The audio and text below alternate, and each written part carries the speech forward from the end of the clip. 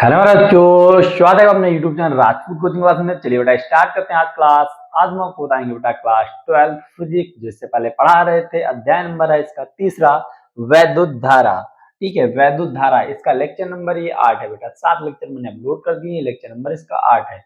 इसमें आज हम पढ़ेंगे प्रतिरोधों का संयोजन क्रम, समांतर क्रम क्या होता है। तो टाइम ना वेस्ट करते हुए बेटा स्टार्ट करते हैं आज की क्लास। देखिए बेटा, हमने क्या था आपको आज क्या पढ़ाएंगे, प्रतिरोधों का संयोजन, कॉम्बिनेशन ऑफ रेजिस्टेंस। तो इसमें दो चीज पढ़ते हैं ना बेटा, श्रेणी क्रम पढ़ते हैं और क्या पढ़ते हैं, समांतर क्रम। यानी श्रेणी क्रम में कैसे प्रतिरोध निकाला जाता है, यानी ज्ञात किया जाता है, और श्रेणी समांतर क्रम में कैसे ज्ञात किया जाता है। तो पहला हमारा टॉपिक है, क्या दिया है, श्रेणी क्रम में। श्रेणी क्रम में दिया हुआ बेटा ये डायग्राम, एक बैटरी बनी हुई जिसका ये क्या है, ए बी सी डी दिया हुआ है। यानी ए और बी के सी के ए और बी के बीच का हमको प्रतिरोध ज्ञात करना होगा, तब कौन सा फार्मूला लगाएंगे, ये इसके लिए फार्मूला निकल के आता है। इसमें क्या होता है बेटा, जो धारा का मान होता है सब कहीं समान होता है, विभवांतर अलग अलग होता है, प्रतिरोध भी अलग अलग दिया होगा, लेकिन जो धारा का मान होता है वो समान होता है। यानी क्या होता है, धारा का मान सब कहीं बराबर होता है। तो इसमें लिखना क्या होता है, माना श्रेणी क्रम में जुड़े प्रतिरोध क्रमशः R1 R2 व R3 है। देख लीजिए, माना श्रेणी क्रम में जुड़े प्रतिरोध R1 दिख रहा होगा, R2 व R3 है। ठीक है, इनमें प्रवाहित धारा क्या है, जो इसमें प्रतिरोध है, इसमें जो धारा बह रही है उसका मान बेटा क्या है, I है तथा इनके सिरों के बीच विभवांतर क्रमशः, इनके जो सिरे हैं इनके बीच में विभवांतर लगा है, V1 V2 व V3 है। समझ में आया होगा, V1 व V2 V3 है। ओम के नियम से हमको पता है बेटा, ओम का नियम क्या होता है, V इक्वल I R होता है। V इक्वल क्या होता है, I R होता है। अगर बेटा यहाँ पे हम V1 ले लें और धारा तो समान है, तो यहाँ पर क्या हो जाएगा, R1 हो जाएगा। ओम के नियम से इसको देखिए हम सॉल्व करके बताते हैं। इधर बेटा कैसे इसको आपको सॉल्व करना है, ठीक है। तो ओम के नियम से डाल दीजिएगा, किसके नियम से, ओम के नियम से। ओम का नियम बता चुके हैं बेटा, ठीक है।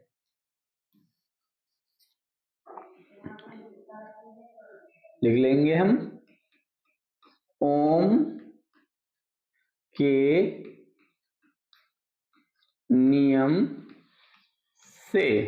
ओम का नियम को पता है, V इक्वल क्या होता है, आई आर होता है। V बराबर आई आर होता है, ठीक है। अगर बेटा हम क्या करें देखिए, पहले तो इसको साइड में कर देते हैं। यहाँ पे अगर V1 ले लेंगे, क्या ले लें पहला, अगर हम यहाँ पे V1 ले लें, ठीक है, तो यहाँ पर क्या हो जाएगा, IR1 हो जाएगा ना बेटा, क्योंकि इसमें धारा का मान क्या है, समान है। प्रतिरोध अलग अलग दिए लेकिन धारा का मान समान दिया है। देखो बताया गया, माना श्रेणी क्रम में जुड़े प्रतिरोध क्रमशः R1 व R2 व R3 हैं तथा इनमें प्रवाहित धारा I तथा इनके बीच में, इनके सिरों के बीच में लगा जो विभवांतर है बेटा, दिख रहा होगा क्रमशः V1 व V1 V2 व V3। तो यहाँ पर I1 हो जाएगा, ठीक है बेटा। अगर यहाँ पर हम V2 ले लेंगे, V2, तो I बराबर क्या हो जाएगा, R2 हो जाएगा। अगर हम V3 ले लेते हैं तो यहाँ पर क्या हो जाएगा, IR3 हो जाएगा। क्या हो जाएगा, IR3 हो जाएगा। फिर हम क्या मानेंगे, माना A व D जो दिया है इसके बीच में तुल्य प्रतिरोध कितना है, तो श्रेणी क्रम में क्या करते हैं, सबको जोड़ देते हैं। तो यहाँ से क्या बेटा फार्मूला बन जाएगा, बताते हैं। देखिए इसको हम साइड कर देते हैं, ये इतना ही बात समझ में आई होगी। माना A व D के बीच में तुल्य प्रतिरोध ज्ञात करना है, कुल प्रतिरोध या तुल्य प्रतिरोध बोलो, हो क्या बताया, माना ए व डी के बीच में तुल्य प्रतिरोध, तुल्य विभवांतर V हो, तो हमको इसके बीच का प्रतिरोध अभी ज्ञात कर लेंगे, ठीक है। माना ए व डी के बीच में हमने क्या मान लिया, तुल्य विभवांतर V हो, तो प्रतिरोध कैसे इसका निकालेंगे। देखिए तुम्हारा फार्मूला क्या हो जाएगा बेटा, V बराबर ये V1 हो जाएगा प्लस V2 हो जाएगा प्लस V3 हो जाएगा। हमने V हो गया, आप क्या करेंगे, V1 V2 व V3 का मान रख देंगे। इनको समीकरण आप बना सकते थे बेटा ऐसे, V1 बराबर IR1, ठीक है, समीकरण 1 बना लेते। V2 बराबर IR2, इसको समीकरण 2 बना लेते। और V3 बराबर जब लिखते IR3, समीकरण इसको क्या बना लेते, 3। सबका यहीं से बता देते, समीकरण 1 व 2 व 3, समीकरण 1, 2 व 3 से V1 V2 V3 का मान रखने पर तो आप लिख सकते थे यहाँ से ऐसे ही। तो V बराबर आपका हो जाता बेटा, क्या हो जाता, IR1 plus IR2 plus IR3 फिर इसमें सब में देखिए बेटा i कॉमन मिल रहा है, क्या मिल रहा है, i कॉमन मिल रहा है। तो जब i इसमें से हम कॉमन निकाल लेंगे तो क्या मिल जाएगा यहाँ से r1 plus r2 plus r3। फिर हमको अभी पता था ओम के नियम से v बराबर आई आर होता, तो यहाँ पर अगर v बराबर आई आर रख देंगे, v बराबर आई आर रख देंगे तो यहाँ से क्या आ जाएगा आई आर, ठीक है। तो ये आपको मिला आई, इधर देखिए बेटा R1 plus R2 plus R3, इस आई से ये आई कैंसिल हो जाएगा तो R बराबर क्या आ जाएगा R1 plus R2 plus R3, ठीक है। तुमको पता हो गया ए व डी के बीच में से तुल्य प्रतिरोध ज्ञात करना होता तो क्या है, कितने प्रतिरोध है R1 R2 व R3 है। मतलब जब कुछ श्रेणी क्रम में दिए होते हैं उन सबको क्या करते हैं, सम कर देते हैं। इधर डैश डैश Rn होते तो यहाँ पर कर देते प्लस Rn तक जुड़े हुए थे। इतनी बेटा बात समझ में आ गई होगी। यदि देखो लिखा है यदि प्रतिरोधों की संख्या n हो, अगर लास्ट में हमने कहा प्रतिरोधों की संख्या कितनी हो तो n हो, तो क्या हो जाएगा R बराबर क्या हो जाएगा बेटा R1, ठीक है, क्या हो जाएगा R1 plus R2 plus R3, या R1 R2 R3 R4 dash dash करके R1 plus R2 plus R3 plus dash dash करके लास्ट प्रतिरोध क्या हो जाएगा Rn हो जाएगा। तो यानी जितने भी हमको दिए होंगे श्रेणी क्रम में उन सबको क्या करते हैं, जोड़ देते हैं। कहने का मतलब है श्रेणी क्रम में जुड़े प्रतिरोधों का तुल्य प्रतिरोध उन प्रतिरोधों के योग के बराबर होता है, योग में जोड़ के बराबर होता है, जो प्रतिरोध होता है इन सबके जोड़ के बराबर होता है बेटा। ये हो गया हमारा प्रतिरोधों का संयोजन में होता है श्रेणी क्रम। आगे हम आपको बताते हैं बेटा समांतर क्रम में कैसे निकालते हैं, ठीक है बेटा।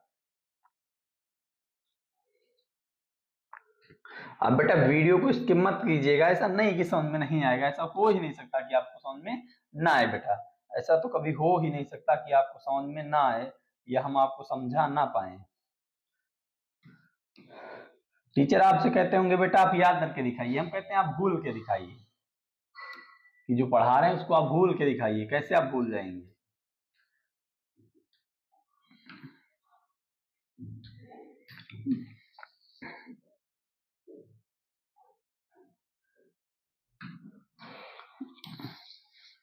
देखिए इसको बेटा क्या बोलते हैं, समांतर क्रम या पार्श्व क्रम बोलते हैं। समांतर क्रम या पार्श्व, हमने बताया था अभी समांतर क्रम पढ़ेंगे संयोजन में, प्रतिरोधों का संयोजन में, और श्रेणी क्रम पढ़ेंगे। इसमें क्या दिया बेटा, ये डायग्राम होता है, ये दूसरा इस तरह से बनता है।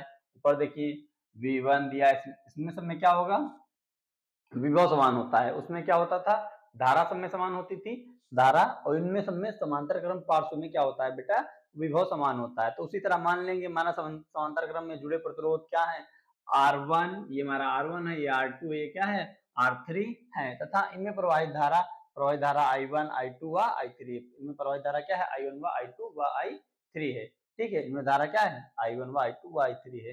चित्र से अगर हम I बराबर लिख दें तो I1 प्लस I2 I3 हो जाएगा। इससे नहीं मतलब देखिए माना बेटा यहाँ देखिए क्या लिख सकते हैं, माना A व B के बीच विभवांतर V हो तो ओम के नियम से भी हमने आपको बताया था, ओम के नियम से आप क्या लिख सकते हैं, V बराबर आई आर, V बराबर आई आर। बेटा अगर I का मान यहाँ से निकाले तो I बराबर क्या हो जाएगा, I बराबर आपको पता है V अपॉन में R हो जाएगा। अगर यहाँ पर I1 ले ले तो यहाँ पर क्या हो जाएगा बेटा R1 हो जाएगा, क्या हो जाएगा R1 हो जाएगा, ठीक है। देखिए अब इनको हम 3 समीकरण इसी तरह से बना लेंगे। इतनी बेटा बात मैं लिखता हूँ आपकी समझ में आ गई होगी, जो हमने लिखी हुई है इसके आगे लिख दें। अगर यहाँ पर हम जैसे I का मान निकाल लें, ठीक, किसका मान निकाले बेटा I का मान आपको निकालने के पता V अपॉन में R चला जाएगा ना, यार कहाँ चला गया, डिवाइड में चला गया। अगर यहाँ पर बेटा हम I1 लेंगे तो क्या हो जाएगा V अपॉन में R1 हो जाएगा ना। अब इसको आज हम इस बार हम समीकरण बना के लिखेंगे अच्छे से। देखिए इसको इधर ले आइए और इसको ये डाल लीजिए, ये हमारा क्या बेटा डाल लेंगे इसको हम उसी तरह इक्वेशन नंबर फर्स्ट।